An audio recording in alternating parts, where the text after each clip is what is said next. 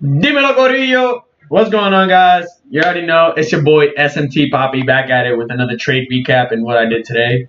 You already know I gotta rep out the Mets jersey. The Mets are playing today, the Phillies. So let's kind of besides the point. But let's go back to what we had today and what price action we got. I'm excited to be back and trading and everything.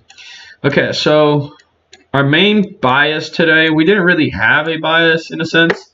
Because this 9 a.m. took off. Like, okay.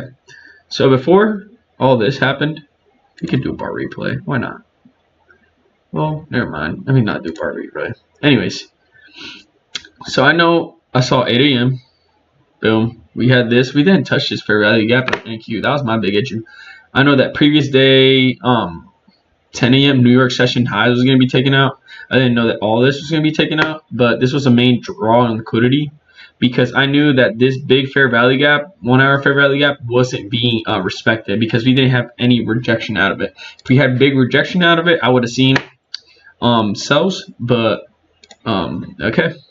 So as you can see, 8 a.m. opened, 9 a.m. took out the low of 8, but never really reaching into this fair value gap, and then we never got a clear retrace in the 1 hour. So based on my CRT models, NQ was not the trade. Okay, so now for SPX. We did not touch this fair value gap, but we did have SMT at these lows. So, and 9 a.m. gave big displacement, meaning that we're going to continue. So that means our draw liquidity is probably going to be this high as well from previous day. So what I did was, I believe, actually this was not my first trade. This is my second trade. I had 2 trades today.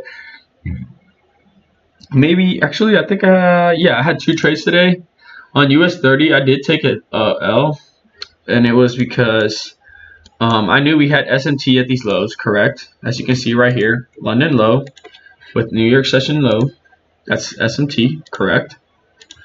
And as we know, SMT 9 a.m. candles, CRT. This could be considered CRT. You know why? Because 9 a.m. displaced under London low and we rejected, and we respected this 1 hour fair value gap. We had good rejection out of it. So what I did was I waited for 10 a.m. Let's go into a lower time frame right now. So what I did today, I definitely had the clear bias. Like I had the bias, but you know what? I set my stop loss a little too close and I got stopped out. So this is the 9 a.m. candle. I believe this was when it rejected the low. Let me go to 15-minute actually, make it easier. Yes. So this is when it rejected the low. Right there. Let's go down to 1 minute. So yes, this is when we left the London low. So okay, so I see boom, market structure shift. It's right here. It's clear market structure shift. Oh, shoot. This right here is a market structure shift, right? Closed above it. What do? We retraced into order block. What did I do? I'm like, okay, breaker, right?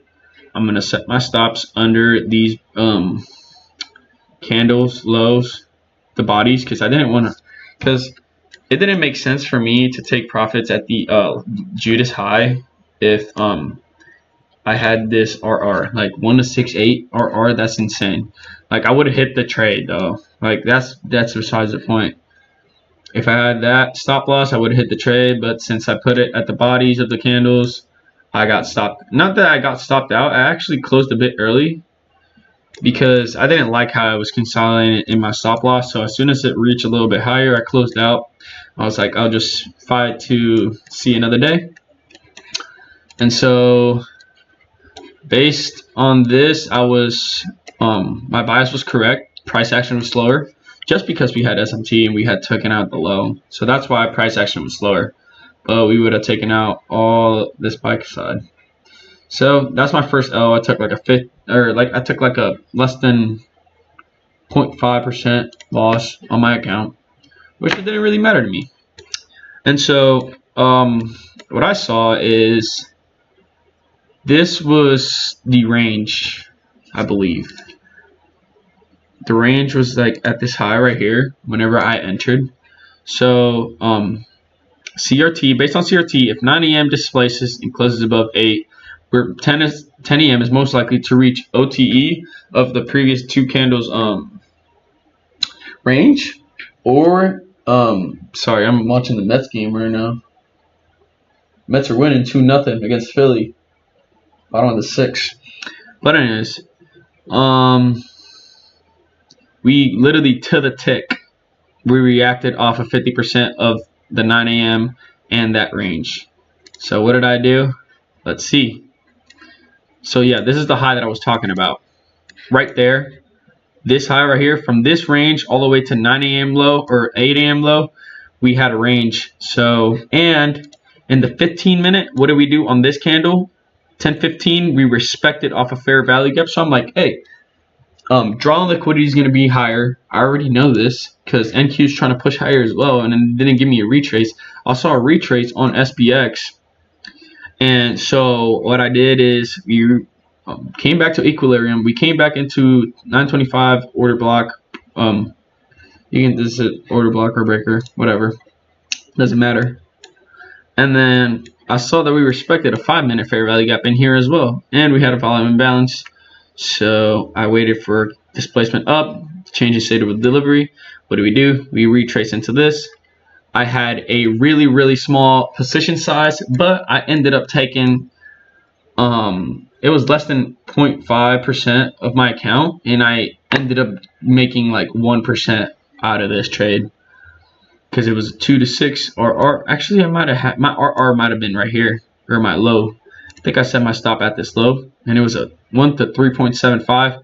All this trade was taken in class, and I had killed the charts right there. Boom, bang, and that's how you do it. I mean, you can't get better than that.